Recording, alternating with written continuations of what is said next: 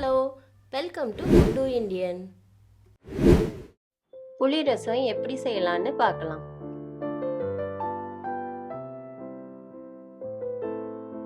அடுப்பை ஆன் பண்ணி ஒரு பாத்திரத்தில் 1 டம்ளர் தண்ணி ஊற்றிக்கோங்க. சுண்டு விரல் அளவுக்கு புளியை போட்டுக்கோங்க.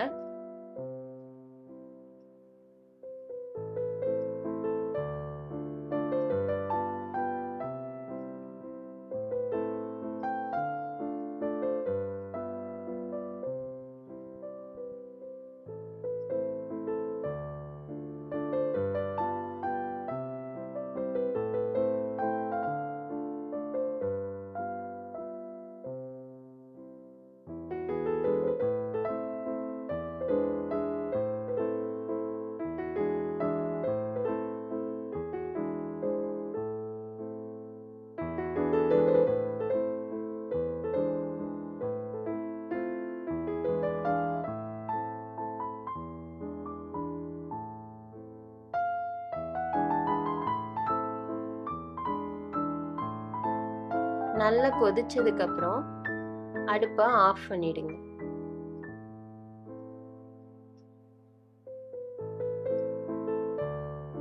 நான் பானையில செய்யறேன், நீங்க எந்த பாத்திரத்துலனாலும் செஞ்சுக்கோங்க.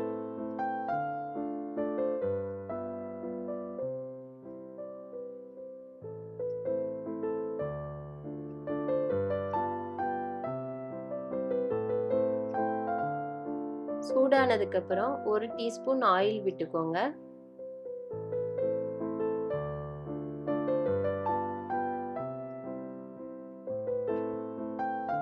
கால் டீஸ்பூன் கடுகு போட்டுக்கோங்க.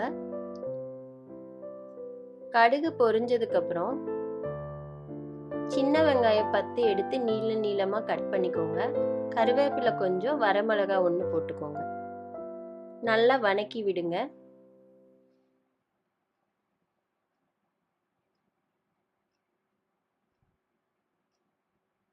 ஒரு 2 மினிட்ஸ் வதங்கட்டும். தக்காளி 2 சின்ன சின்னதா கட் பண்ணி போட்டுக்கோங்க. நல்லா வதக்கி விடுங்க.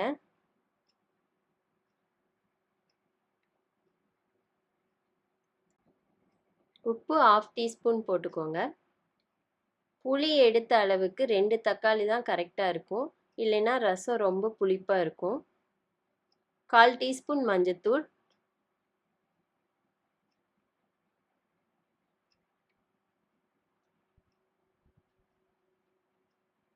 அரை டீஸ்பூன் மிளகாய்த்தூள் போட்டு நல்லா மிக்ஸ் பண்ணி விடுங்க.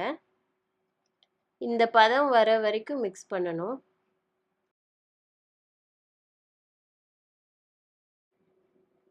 நல்லா வதங்கினதுக்கப்புறம் 1 டம்ளர் புளியை போட்டு கொதிக்க வச்சது கூட 2 டம்ளர் தண்ணியை ஊற்றி நல்லா புளியை கரைச்சி இதில் ஊற்றிக்கோங்க. நல்லா மிக்ஸ் பண்ணி விடுங்க.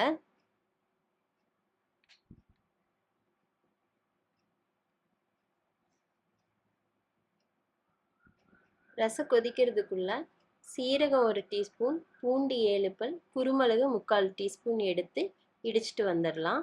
நான் மிளகாத்தூள் 1/2 டீஸ்பூன் போட்டதுனால குருமிளகு 3/4 டீஸ்பூன் எடுத்திருக்கேன். மிளகாத்தூள் அதிகமாக போட்டால் குருமிளகு அளவை கம்மி பண்ணிக்கோங்க.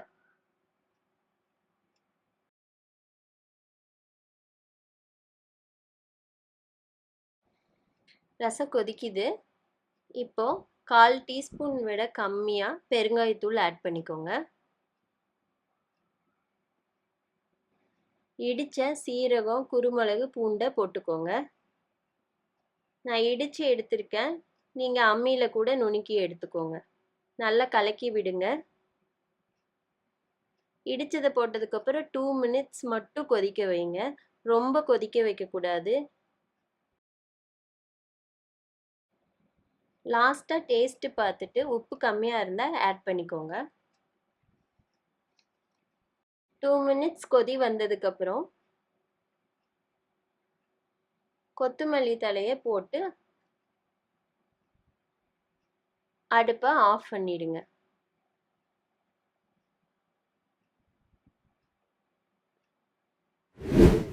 அவ்வளவுதான், புளி ரசம் ரெடி.